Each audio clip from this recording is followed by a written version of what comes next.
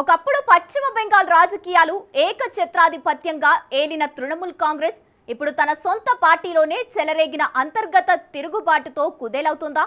Assembly ఎన్నికల ఘోర పరాజయం తర్వాత మమతా బెనర్జీ, అభిషేక్ బెనర్జీ వర్గాల మధ్య పెరుగుతున్న విభేదాలు, లోక్సభ ఎంపీల అసమ్మతి, పార్టీ అంతర్గత సమావేశాల లీకులు ఇవన్నీ కేవలం తాత్కాలిక అసంతృప్తేనా? లేక టీఎంసీ పతనానికి సంకేతాలా? ఒకప్పుడు బెంగాల్ కోటను కాపాడిన మమతా మంత్రం ఇప్పుడు ఎందుకు పనిచేయడం లేదు? పాత తరం వర్సెస్ కొత్త తరం ఘర్షణ మధ్య టీఎంసీ నిజంగానే రెండు ముక్కలయ్యే ప్రమాదం ఉందా? Let's watch the story. Trinamool Congress లో ప్రస్తుతం నడుస్తున్న అంతర్గత సంక్షోభం కేవలం కొంతమంది పార్లమెంటు సభ్యుల అసంతృప్తి కాదు. ఇది అసెంబ్లీ ఎన్నికల ఘోర పరాజయం తర్వాత ఆ పార్టీ ఉనికి కోసం జరుగుతున్న ఒక దీర్ఘకాలిక తరం మార్పు పోరాటం. ఒకప్పుడు పశ్చిమ బెంగాల్ ఏలిన మమతా బెనర్జీ, ఆమె వారసుడు అభిషేక్ బెనర్జీల మధ్య ఉన్న అంతర్గత అధికార సమతుల్యత దెబ్బతినడం మరియు ఎన్నికల ఓటమికి బాధ్యత ఎవరిదనే గొడవల వల్లే ఈ సంక్షోభం తీవ్ర రూపం దాల్చింది. సాయోని ఘోష్, కాకోలి ఘోష్, దస్తీదార్ వంటి కీలక లోక్సభ నేతల చుట్టూ తిరుగుతున్న ఈ వివాదాన్ని విశ్లేషణాత్మకంగా ఆలోచిస్తే ఇది పార్టీలోని పాత తరం మరియు కొత్త తరం మధ్య జరుగుతున్న ఘర్షణకు పరాకాష్ట. మమతా బెనర్జీ నాయకత్వంలోని పాత తరం నేతలు సాంప్రదాయిక రాజకీయాలపై ఆధారపడితే, అభిషేక్ బెనర్జీ నాయకత్వంలోని యువతరం కార్పొరేట్ శైలి, డేటా ఆధారిత రాజకీయాలు మరియు ఐపాక్ వంటి ప్రొఫెషనల్ సంస్థల సహాయంతో పార్టీని పూర్తిగా తమ గుప్పిట్లోకి తీసుకోవాలని చూసి ఎన్నికల్లో ఘోరంగా విఫలమయ్యారు. ఈ వైరుధ్యం కారణంగానే లోక్సభలో పార్టీ లైన్కు వ్యతిరేకంగా కొందరు అసమ్మతి నేతలు గొంతు విప్పడం, అంతర్గత సమావేశాల వివరాలు లీక్ అవ్వడం వంటి పరిణామాలు చోటు చేసుకుంటున్నాయి. అధికారాన్ని కోల్పోయి ఇప్పటికే కుప్పకూలిన టీఎంసీలో మమతా బెనర్జీ తన పాత ఇమేజ్ తో ఈ సంక్షోభాన్ని అస్సలు హ్యాండిల్ చేయలేకపోతున్నారు. ఇది చివరకు క్షేత్రస్థాయిలో మిగిలి ఉన్న ఓటు బ్యాంకును కూడా పూర్తిగా నాశనం చేస్తోంది. ఈ సంక్షోభం వెనుక ఉన్న భవిష్యత్తు రాజకీయ పరిణామాలను మరియు వ్యూహాత్మక అంచనాలను పరిశీలిస్తే రాబోయే రోజుల్లో పశ్చిమ బెంగాల్ రాజకీయాల్లో ఊహించని మార్పులు సంభవించే అవకాశం ఉంది. మొదటి వ్యూహాత్మక అంచనా ప్రకారం అభిషేక్ బెనర్జీ తన పట్టు నిరూపించుకోవడానికి అసమ్మతి ఎంపీలపై కఠినమైన క్రమశిక్షణ చర్యలు తీసుకునేలా మమతా బెనర్జీపై ఒత్తిడి తెస్తారు. ఒకవేళ ఈ చర్యలు తీసుకుంటే పాత తరం నేతలు పార్టీని వీడి ప్రత్యామ్నాయ మార్గాలను వెతుక్కునే ప్రమాదం ఉంది.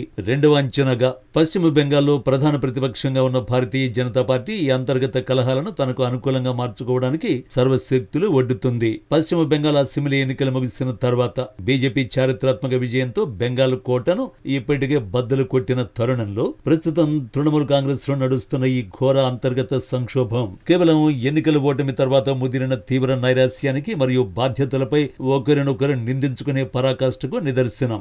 ఒకప్పుడు ముకుల్ రాయ్, సువేందు అధికారి వంటి సీనియర్లను ఆకర్షించి బెంగాల్ పీఠాన్ని దక్కించుకున్న బీజేపీ ఇప్పుడు అధికారంలో ఉంటూ మరింత వ్యూహాత్మకంగా లోక్సభ వేదికగా తిరుగుబాటు చేస్తున్న సాయోని ఘోష్, కాకోలి ఘోష్ వంటి అసమ్మతి నేతలకు గాలం వేయడం చాలా సులువవుతోంది. ఈ పరిణామం అసెంబ్లీ ఎన్నికల్లో అధికారాన్ని కోల్పోయి ఇప్పటికే కుప్పకూలిన టీఎంసీ ఉనికిని ఇప్పుడు కేంద్ర స్థాయిలో కూడా పూర్తిగా తుడిచిపెట్టే ప్రమాదకరమైన రాజకీయ పరిణామంగా మారింది. ఈ సంక్షోభం కేవలం కేంద్ర స్థాయిలోనే కాకుండా ఓటమి తర్వాత దిక్కుతోచని స్థితిలో ఉన్న తృణమూల్ కాంగ్రెస్, స్థానిక మున్సిపాలిటీలు, పంచాయతీలు మరియు క్షేత్రస్థాయి కేడర్లు తీవ్రమైన చీలికలకు దారితీస్తోంది. బెంగాల్లో అధికారం కోల్పోయాక మమతా బెనర్జీ హవా పూర్తిగా తగ్గిపోవడంతో ఇప్పుడు పార్టీని బతికించుకోవడానికి అభిషేక్ బెనర్జీ వర్గం పాత తరం నేతల్ని పూర్తిగా పక్కన పెట్టేసి పార్టీ పగ్గాలను తన చేతుల్లోకి తీసుకోవడానికి ప్రయత్నిస్తోంది. అయితే గతంలో లాగా మమతా బెనర్జీ ఇరు వర్గాల మధ్య కూర్చొని మధ్యవర్తిత్వం వహించి సంక్షోభాన్ని చల్లార్చే నైతిక శక్తిని ఇప్పుడు కోల్పోయారు. ఫలితంగా లోపల రగులుతున్న తీవ్ర అసంతృప్తి కారణంగా రాబోయే స్థానిక సంస్థల ఎన్నికలు లేదా పార్టీ అంతర్గత పునర్వ్యవస్థీకరణ సమయంలో టీఎంసీ అధికారికంగా రెండు ముక్కలుగా చీలిపోయే ప్రమాదం స్పష్టంగా కనిపిస్తోంది.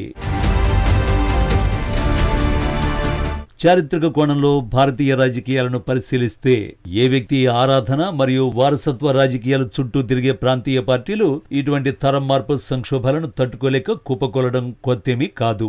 గతంలో ఉత్తరప్రదేశ్ లో సమాజ్వాదీ పార్టీలో ములాయం మరియు అఖిలేష్ యాదవ్ మధ్య జరిగిన భీకర పోరాటం, లేదా మహారాష్ట్రలో శివసేన మరియు నేషనలిస్ట్ కాంగ్రెస్ పార్టీలలో జరిగిన చీలికలలాగే అంతర్గత ప్రజాస్వామ్య లోపం వల్ల ప్రాంతీయ పార్టీలు ఎలా నాశనం అవుతాయో టీఎంసీ నిరూపించింది. మమతా బెనర్జీ ఆకర్షణీయ విశ్వసనీయమైన దీదీ ఇమేజ్ తో ఇన్నాళ్లు నడిచిన పార్టీలో కేవలం వారసత్వం అనే అర్హతతో అభిషేక్ బెనర్జీని అగ్రపీఠం వైపు నెట్టడం వల్లే సహజమైన సమతుల్యత దెబ్బతిని అసెంబ్లీ ఎన్నికల్లో టీఎంసీ ఘోర పరాజయానికి దారితీసింది.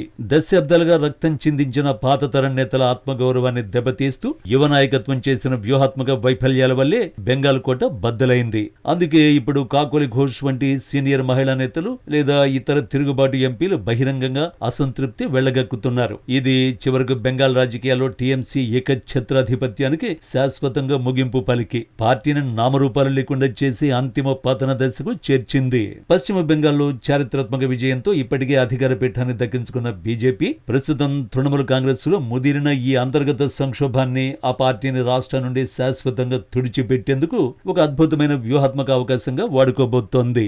ముఖ్యమంత్రి శివేందు అధికారి నేతృత్వంలోని బీజేపీ ప్రభుత్వం ఇప్పుడు లోక్సభ వేదికగా తిరుగుబాటు చేస్తున్న సాయోని ఘోష్, కాకోలి ఘోష్ వంటి అసమ్మతి టీఎంసీ ఎంపీలకు గాలం వేసి కేంద్రంలో మమతా బెనర్జీ బలాన్ని దెబ్బతీయడంతో పాటు ఓటమితో నైరాశ్యంలో ఉన్న క్షేత్రస్థాయి కౌన్సిలర్లు, పంచాయతీ నేతల్ని పెద్ద ఎత్తున తమ వైపునకు తిప్పుకుని స్థానిక సంస్థలపై పూర్తి పట్టు సాధించాలని చూస్తోంది. పార్టీ ఓటమికి కారణం అభిషేక్ బెనర్జీ వారసత్వ కార్పొరేటివ్ శైలి రాజకీయాలేననే పాత తరం వర్సెస్ కొత్త తరం వివాదాన్ని మరింత రాజేస్తూ గత అవినీతి స్కాములపై లీగల్ ఒత్తిడిని పెంచడం ద్వారా బెంగాల్ రాజకీయాల్లో ఒకప్పుడు కమ్యూనిస్టులు చాప్టర్ ముగిసినట్లే టీఎంసీ కథను కూడా పూర్తిగా ముగించేసి తమ ఏకఛత్రాధిపత్యాన్ని శాశ్వతం చేసుకోవడమే బీజేపీ యొక్క తదుపరి వ్యూహాత్మక అడుగు. దీర్ఘకాలిక రాజకీయ ప్రయోజనాలు మరియు వ్యూహాత్మక పరంగా చూస్తే ఈ టీఎంసీ సంక్షోభం జాతీయ రాజకీయాలపై కూడా తన ప్రభావాన్ని చూపిస్తుంది.